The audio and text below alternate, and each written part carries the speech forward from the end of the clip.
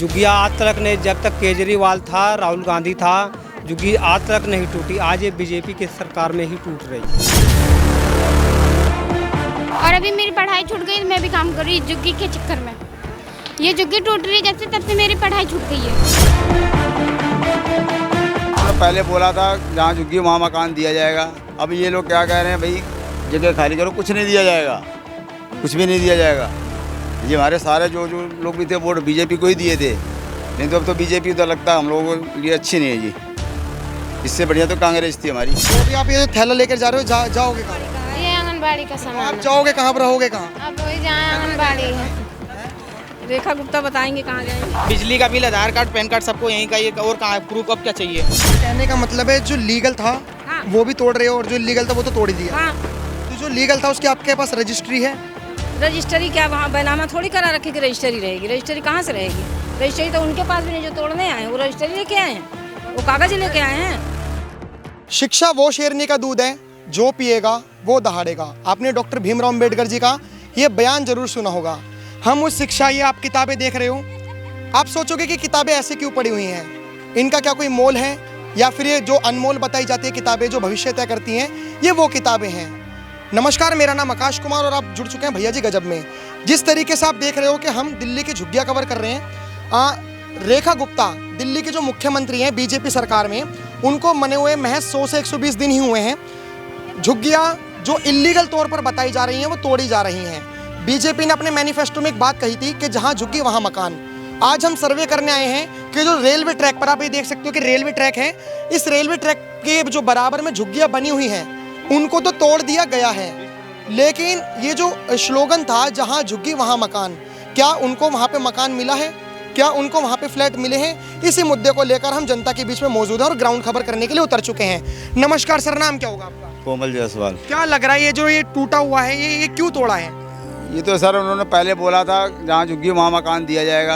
अब ये लोग क्या कह रहे हैं, भाई जगह खाली करो, कुछ नहीं दिया जाएगा, कुछ भी नहीं दिया जाएगा। ये हमारे सारे जो लोग भी थे वोट बीजेपी को ही दिए थे, नहीं तो अब तो बीजेपी तो लगता है हम लोगों के लिए अच्छी नहीं है जी। इससे बढ़िया तो कांग्रेस थी हमारी, जो भी है कांग्रेस पुरानी अच्छी हुई थी, और कुछ नहीं। अब ये 20 फुट तोड़े हैं कल, अब और कुछ कह रहे हैं आगे तोड़ने के लिए आगे।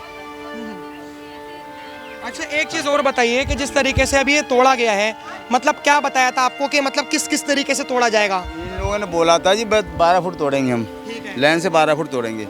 आज जो है ये 20 फुट तोड़ चुके हैं, आज फिर कह रहे हैं अभी तोड़ने के लिए। अभी हमारा सारा सामान अंदर पड़ा है, कैसी तरह रखे हैं रात भर जग करके, और फिर लगता है फिर निकालना पड़ेगा जी। हाँ जी, निकालना पड़ेगा।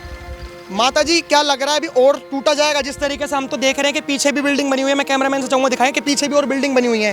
क्या ये सब तोड़ा जाएगा जितनी भी झुग्गियाँ बनी? तोड़ा नहीं जाएगा। ये है ना कि उनको ज्ञान नहीं है कि मतलब मीटर कितना होता है, हाँ। और फीता कितना होता है, कितना फुट होता है, इसलिए वहाँ तक पहुँच गए। और बोलने को तो बोल रहे हैं कि 9 फुट तोड़ेंगे, 10 फुट तोड़ेंगे, हैं बता रहे हैं 9-10 फुट, लेकिन तोड़ रहे हैं कितना उन्हें पता ही नहीं। फीता कैंची लेके आए नहीं कि चले मतलब चलाएं देखें वहाँ कि कितना हम तोड़ रहे हैं।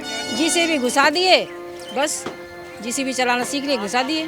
तो आप यहीं रहते हैं? यहीं रहती हूँ। अरे हमारा घर ही टूट गया भैया, हम अब क्या बोले इसमें।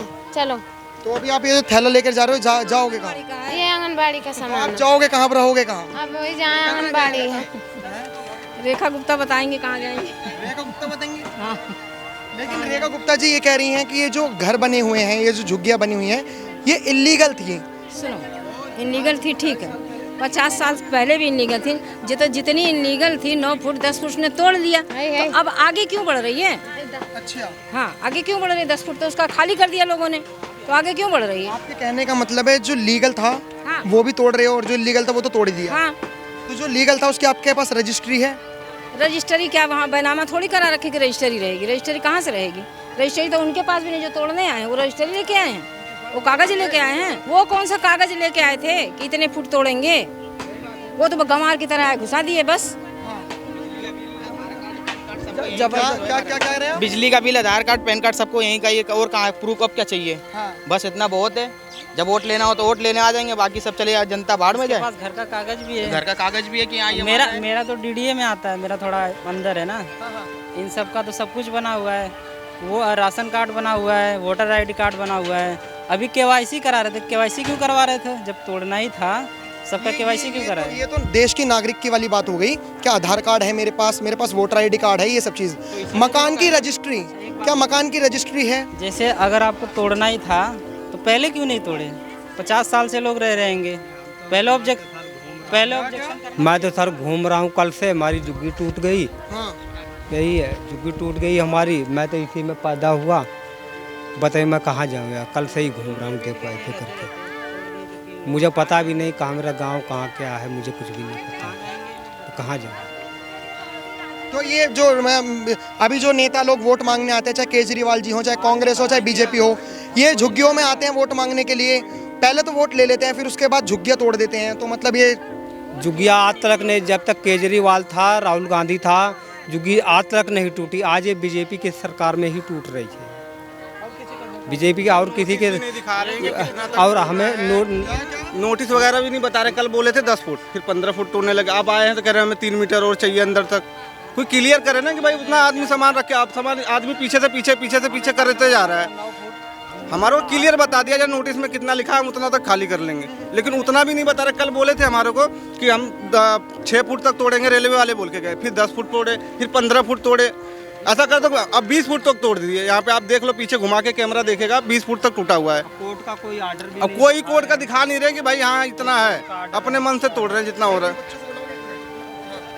अब इनको देखिए, इनके हाथ में चोट लगी हुई है कल की। अब इनके हाथ में चोट लगी, हम कहाँ करेंगे?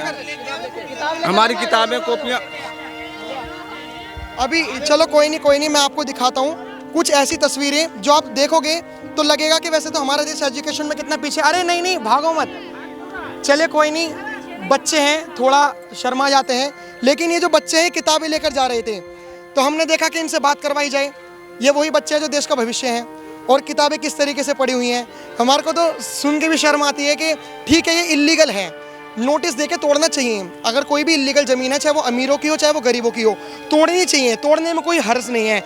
लेकिन जो देश का भविष्य है, कम से कम उनको तो सिक्योर करा जाए। जिस तरीके से हमारे देश का एजुकेशन सिस्टम है उसको तो सिक्योर करा जाए।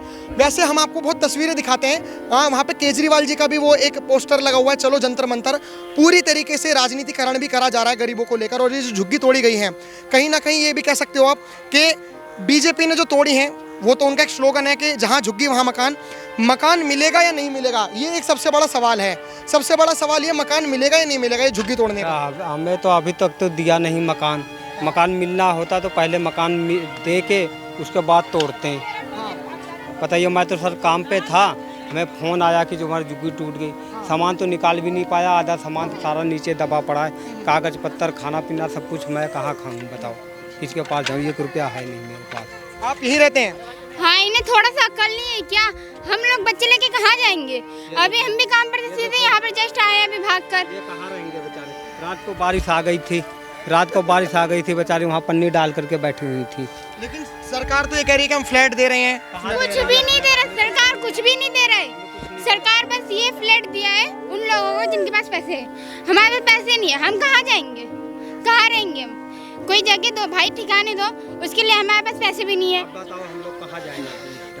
अभी बारिश आ जाएगा, हम लोग कहाँ जाएंगे? ये एक बहुत बड़ी समस्या है, और ये जो समस्या है खाली एक व्यक्ति की नहीं है, और इनका बिल्कुल कहना सही है। आपके घर वाले काम क्या करते हैं? मम्मी है, भाई और हम 3 बहन हैं, पापा भी नहीं है।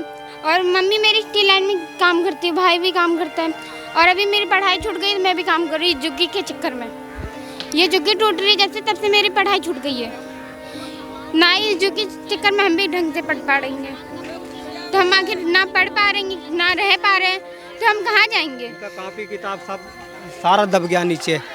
कापी किताब कलम जितना भी डॉक्यूमेंट था इनका सब कुछ अंदर दब गया। ये अब बताओ कैसे ये पढ़ेंगे, कैसे परीक्षा देंगे, कैसे भविष्य के आगे बढ़ाएंगे?